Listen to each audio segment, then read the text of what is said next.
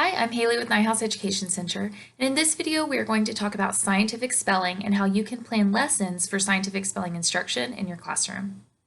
Spelling is a skill that must be taught formally in the classroom with explicit and systematic instruction because students won't automatically deduce the patterns of spelling in the English language on their own.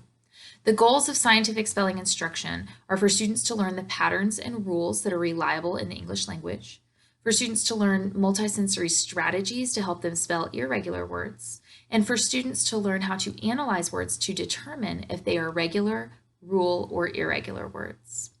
When students struggle with decoding in reading, their confusion about the language is often visible in their spelling, and so spelling errors are a window into what a student knows about letters and sounds and what words or patterns he or she holds in their memory.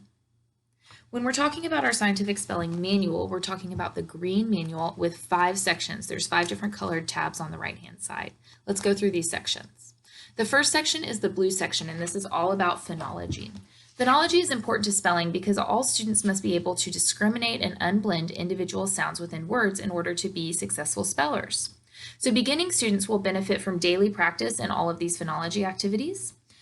Students who are more advanced in their spelling might benefit from different specific activities within the phonology, but they don't necessarily need to go through every single activity in order. Here's an example of a page from the phonology section, and you'll see there are different activities focusing on different skills. So depending on your students' needs, you might need to go through all of the phonology activities, or you might be able to pick and choose based on what you know about their strengths. The next section we have in our book is our green section. This is about regular words, where we're talking about the best bet patterns of spelling in English. These are the most frequent spelling patterns for the phonemes in English. The first page we have in our green section is a script that you will use with auditory visual discovery for students so you can introduce a single spelling of a sound. And on the next page, you'll use that same auditory visual discovery to guide students towards the introduction of multiple spellings of a sound. So keep these front pages tabbed or handy because you'll be using those scripts when you introduce new patterns. Then what we have are pages for each of the phonemes or the sounds in English. They start at the beginning of the alphabet and they are alphabetical by sound. So we'll start with A, then you have A, then you have R, A, B, Ch, D, and so on and so forth. If you'll look at with me on page 32, this is the long O sound, and I want to break down what we see on this page because there's a lot going on. At the top, you have all of the different patterns that are on this page. These are the patterns of the sound spelling correspondence. So here we have the O sound in initial or medial position of a one-syllable base word is spelled O consonant E as in rope. That equal sign is spelled, and then you have the example, and you might say as in, and then the example. Then down here, where that pattern is, we have examples down here because it says in initial or medial position. So here we have initial or medial position. These are all one-syllable base words down here, and it gives you lots of examples. This pattern goes with this section, and this pattern goes with this section. Note the columns. When you have that double line, it indicates a difference from initial and medial to final position. At the bottom of those pages, you might have some extra information for more advanced spelling concepts as well. So when we're talking about the green best bet spellings, these are what you're going to spend a lot of your time teaching students so that they learn the patterns of English. The next section of our book is the yellow section, and this contains information about the rule words. We start off this section with a script, an individual script for each of the 5 spelling rules in English. There are 5, and they involve doubling, changing, or dropping. So here's an example script for the introduction of the floss rule. We have our guided discovery words at the top, and then we have checkpoints to make sure that we're applying the rule correctly at the bottom. After those 5 scripts, you're going to have pages just like in the green section, but that apply to the different rules. So here's our page for the dropping rule. Again, you have the rule verbalized at the top, and then you have example words.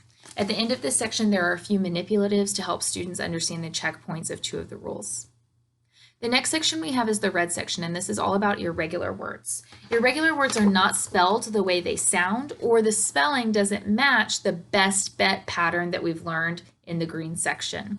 In other words, the orthographic patterns don't necessarily match the pronunciation. So what we're going to do is we're going to give students multisensory ways to memorize or learn these words that don't rely on the best bet patterns or rules that we've learned in the green and yellow sections. So you have several different procedures in this book for learning irregular words, and we'll go through those in a separate video. The last section is the purple section, which is all about the procedures of how you're going to implement a scientific spelling curriculum in your classroom. So first we're going to have a suggested weekly spelling schedule. We'll go through that in a minute. You also have some information on suggested scope and sequence for grade levels 1st through 6th grade. You're also going to have some information in a terminology section that's all basically a glossary of terms. You're going to have information regarding your SOS and dictation procedures, and then you're going to have some larger charts that you can blow up and use in the classroom. So when we're talking about lesson planning for scientific spelling, we hope that you can devote 10 to 15 minutes daily to scientific spelling instruction, although we know that each situation and each classroom schedule is different, but hopefully you can devote 10 to 15 minutes daily. If this is the case, here is a sample schedule of what you might do daily for instruction throughout the week. You have 10 to 15 minutes. On Monday, you might introduce the new pattern or rule to students using that guided auditory visual discovery. On Tuesday, you might analyze words. On Wednesday, practice irregular words. Thursday, practice words that are either regular and follow the pattern or rule you've introduced, or other irregular words. And on Friday, you might give a spelling test. Throughout that time, if students are struggling with phonology, then you might add in some phonology practice as well. If you don't have 10 to 15 minutes a day to spend on spelling, and maybe you only have 10 to 15 minutes 3 days a week, your schedule might look like this. On Monday, introduce the new pattern or rule and analyze a list of words. Wednesday, practice irregular words and newly introduced words, and then on Friday, give a spelling test. However, these are just suggested samples. For more information on scientific spelling, you can refer to your scientific spelling training materials or your scientific spelling manual.